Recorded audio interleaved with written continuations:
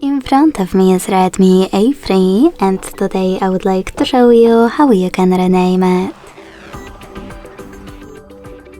Begin by launching settings and scrolling all the way down to access About Phone. Then click on device name under basic info and type in wherever you want to. In my case, Semi. When you finished to save your changes, hit OK and confirm your choice by selecting OK in device name pop-up about visibility. So when I do that, as you can see, name of my Redmi has changed. Thanks so much for watching. If you enjoyed this video, leave a like, comment and subscribe. Bye!